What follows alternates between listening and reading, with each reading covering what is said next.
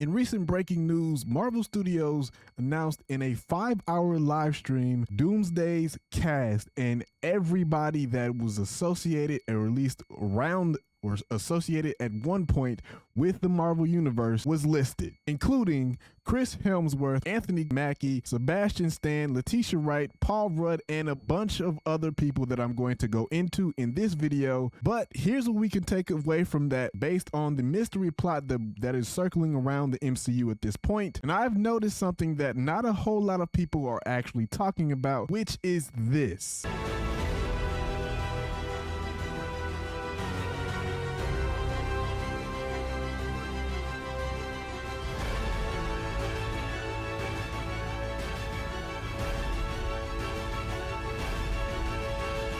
Now, I'm going to get into more in detail about what I'm talking about here in terms of what I just showed, but that is or sounds like a mashup between the Avengers theme and Loki's theme, which is wild because given the fact that Avengers 2012 had a lot of screen time for Loki and Iron Man, which Tom Hiddleston's character Loki is mentioned in that cast list, and as we all know, RDJ is going to be playing Doom. So a conflict between Loki and RDJ's Doom could be in the wing. What could also happen here, based on the names that showed up, would be an Avengers versus X-Men conflict, especially now that we've talked about adamantium in the events of Brave New World. Now, let's break down these chairs, and as per usual, we have a whole lot to get into and not a whole lot of time. Let's ride. The first chair that we saw was Chris Hemsworth, Thor, and we probably all knew that Thor was going to show up in this movie because he made a cameo in Deadpool and Wolverine, seen on the screen of the TVA crying in the background.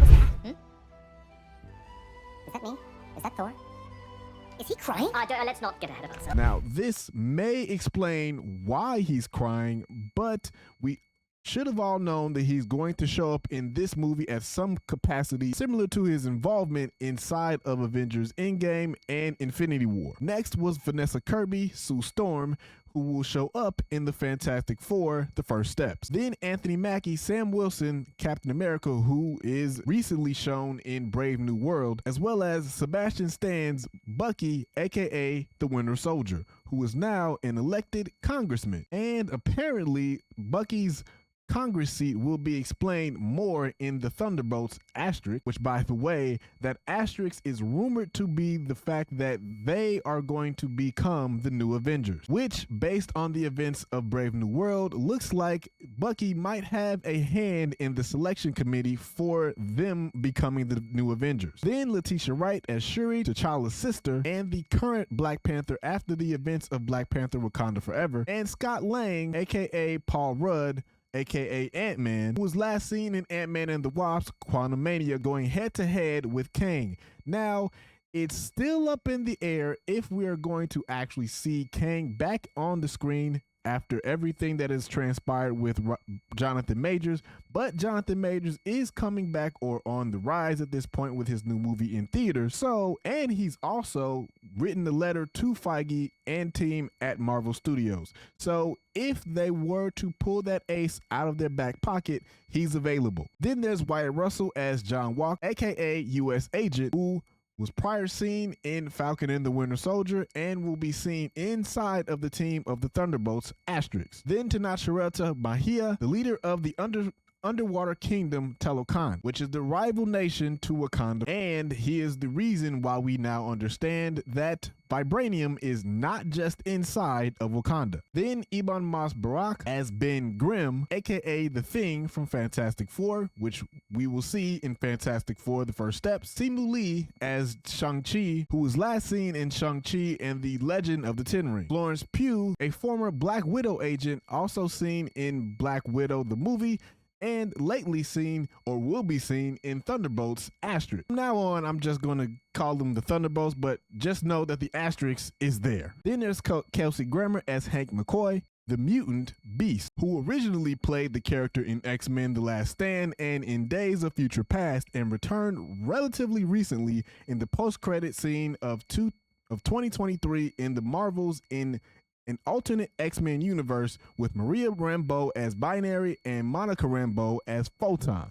Then there's Lewis Pullman as Bob Reynolds, aka Sentry, who by the way is a supercharged super soldier who will be shown in Thunderbolts, the next upcoming film. Then there was Danny Ramirez, aka the new Falcon, who is also a U.S. Air Force officer as well, who first got introduced in Falcon and the Winter Soldier as the sidekick to Falcon in that particular series, was recently seen in Brave New World taking on Red Hulk. Then there was Joseph Quinn as Johnny Storm, who will be shown in the Fantastic Four: The First Steps. David Harbour as Alexei, aka the Red Guardian, a Russian super soldier from the Black Widow movie, and is also going to be a part of the team of the Thunderbolts. Then we saw Winston Duke, aka M'Baku, leader of the Jabari tribe of the Wakanda, leader of the Jabari mountain tribe in Wakanda. Then Hannah John Kamen as Ava Starr, aka Ghost, the phase-shifting villain who was first seen in Ant-Man and the Wasp, and who will also be a part of the Thunderbolts team as well. Then there's Tom Hiddleston, aka Loki, who has had many variants across the multiverse at this point, but the latest version was L1130, aka Loki, the God of Story, who in the Loki finale in the latest season of Loki overthrew He Who Remains to become the person sitting in the chair,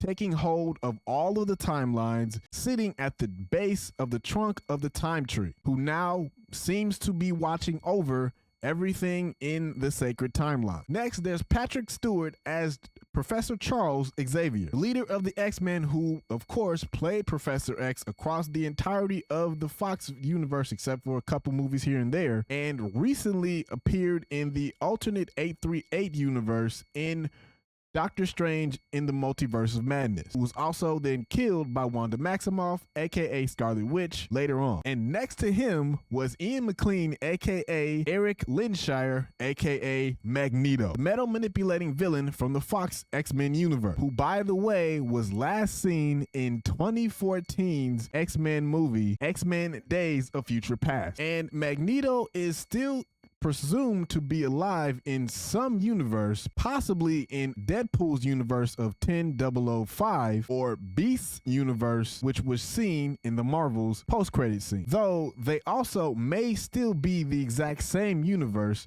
which is what Deadpool was actually fighting for. Oh, and by the way, he is the first actor who was named recently who was not portrayed in any MCU film to date. So to see this 85-year-old legend coming back is just insane. But of course, we all know that Hugh Jackman is going to do Wolverine until he's 90. Then next up was Alan Cumming as Kurt Wagner, the Nightcrawler, who is the teleporting mutant who only appeared in 2003's X2 X-Men United, who was also a part of one of the most memorable scenes in Marvel to date. Next up, there's Rebecca Roman as Raven Darkholme, aka Mystique, the shape-shifting mutant from the Fox X-Men universe, last seen in the movie X-Men First Class as a cameo as the older version of Mystique, whose younger version was played by Jennifer Lawrence in the rebooted cast. And then there's James Marsden, aka Scott Summers,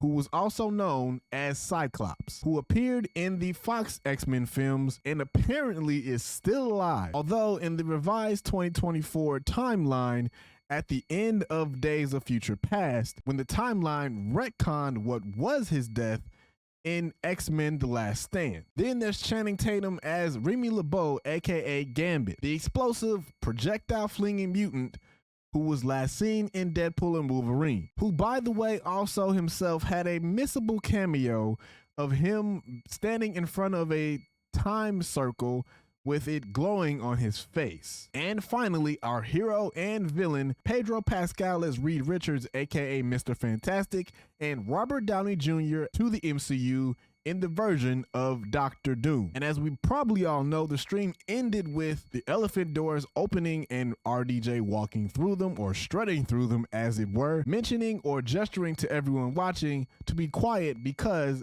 everything is about to start, or quiet on set because we now understand, or the final cards show that Doomsday is finally in production in London. But that 5-hour live stream that could have also been an email is to the enjoyment and the chagrin of a lot of people, because it was a very slow burning live. And if Marvel's idea was to stir up a lot of buzz, it did exactly that, because one by one, every 12 minutes or so, accompanied by the audio for that character's theme, would be another chair with another name on it. It sounds like there's a mashup between the version of the Avengers theme written or composed by Alan Silvestri that is specific to this particular Avengers movie in Doomsday, but it also has a feel of a mashup between the Loki's composer, Natalie Holt. And as I mentioned in a short on this channel recently, you'll notice that a notable name was not listed in that cast list at all, for a plethora of reasons, scheduling included, but also because it's rumored that the events of Doomsday will also or happen in the same day as Spider-Man 4. Given the fact that Doomsday is going to come out before Spider-Man 4, that actually kind of holds up, which may explain why Spidey is not listed or available in this cast list at this moment. And if that is the case, it then allows Spidey or Spider-Man 4 to be a street level event so that he can go or team up with the likes of Daredevil and go against Wilson Fisk, aka Kingpin. But I want you to also keep in mind that in the comics, Spidey is one of the main reasons why the heroes actually make it out of Battleworld. Also not included in this lineup was Benedict Cumberbatch, aka Doctor Strange, who we've last seen in Doctor Strange in the Multiverse of Madness, which is the reason why all of this stuff actually kicked off in the first place. Cumberbatch has actually said that he's going to be in this film, although initially he said that he would not be available for this, specifically at Sundance. And also not included in this list is Elizabeth Olsen, aka Wanda Maximoff, aka the Scarlet Witch. And Elizabeth Olsen has also claimed that she is not going to be a part of Doomsday either. But as we all know that if history repeats itself at Marvel, and it usually does, we could probably see some more stuff happening with her, maybe. If I'm not mistaken, Feige and team have been trying to figure out how to put her back in or inject her back into the MCU at some point, and this would be a perfect time to do it. And some more names that were not on that list include Ryan Reynolds as Deadpool, Mark Ruffalo as Bruce Banner, aka the Hulk, or Jeremy Renner, Hawkeye, who, by the way, still could be recovering as well, so hopefully he's doing okay.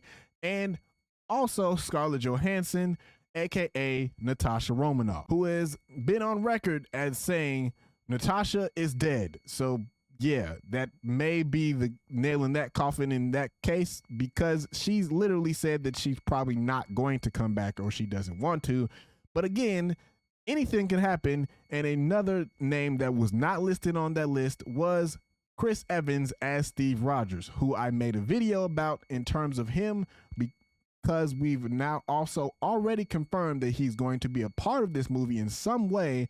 But if you want to figure out how that could actually look, check that up here somewhere in the cards. Then another notable name that was not listed in this list was Iman Vellani as Kamala Khan, also known as Ms. Marvel, who was last seen in the Marvels, but I do believe that she could show up in Daredevil. Then also not mentioned here was Samuel Jackson, who was last seen in Secret Invasion and the Marvels, and some other names that I didn't see in this cast list based on the fact that some of the former members of the X-Men Fox universe showed up here. I thought that these names would show up as well, and that includes as Aurora Monroe, aka Storm, but neither was Famke Janssen as Jean Grey, or Anna Paquin as Rogue, or Tobey Maguire, aka the 2000 Spider-Man, or Andrew Garfield, the Amazing Spider-Man, in that iteration as well. But again, as we've seen with those two before, we've been bamboozled before, and we probably may or may not see them in this movie here. All that is to say that I don't think that the chairs that were revealed in that live stream were the only people that are going to show up in this movie. Because like I said before, if history repeats itself, and it does a lot of times at Marvel, we'll probably get some more familiar faces later on inside of this story. But I'm hoping that it actually does not just show up as fan service, but actually drives the story along and moves towards actually building the characters in the story and the film in the right way. Which, if that is the case, and if we are going to get more announcements, it will probably happen in this summer's Comic-Con. But now that we've got all of that out of the way, let's talk about what this story could actually show up as, given what we already know so far. So, Avengers Doomsday is showing up, or it looks like it's going to be a very huge X-Men movie, given the fact that a lot of things have already shown up and are going to probably continue to show up. Adamantium, Beast, and all kinds of things of that nature in general. And I think that we can consider this plot to be an Avengers versus X-Men plot story with a slight twist of Dr. Doom doing some sleight of hand to actually make that happen. To then be able to go into what would be inside the comics, the negative zone, and inside of the MCU, it is now called the Void, go into that area and try and find or locate and go head to head with Loki for the sacred timeline. Now, if that is the case, I would put the 616 Avengers versus the 10005 universe of the X-Men, including Sam Wilson as Captain America, Joaquin Torres as Falcon, Shang-Chi, Ant-Man, Shuri, and Baku, Namor, and the Thunderbolts versus the X-Men of 10005, which would include Professor X, Magneto, Cyclops, Mystique, Nightcrawler, Gambit, and Beast. But the question here is, where does the Fantastic Four fit into this story? Are they a neutral group, or do they actually pick a side? Because, and this is just my humble opinion, watching all of this fold out, I don't think that the audience is supposed to actually pick a side. Instead, the audience is supposed to see this as see the pitting of the Avengers and the X-Men going head to head as a trick by Doom, which we can only see as he's actually doing what he's doing. Because at the end of the day, what he's actually going after is incursions, so that he can then get inside of the Void and go head to head again with Loki. So I'm interested to see how this could all play out. There's a bunch of different ways for the threads of Loki and Doom going head to head, but again, that could more than likely be after Doom does a plot twist or sleight of hand to make sure that everybody's distracted so that he can actually get to what he's after, which is the actual timeline. And does that then place everyone, after the incursion actually happens, does that actually place everyone inside of the MCU's version of Battleworld, which is where the Avengers go head to head with the X-Men? There's a lot of things that could happen here, a lot of things that could play out. Let me know what you think about this prediction. Am I off? Is there anything that you would add to this particular situation or storyline or fan theory? And if you like videos like this and you're new around here, consider hitting that subscribe button, the bell icon, and the like button, and check out one of these videos that are on screen now. And until next time, y'all be smooth, blurt out.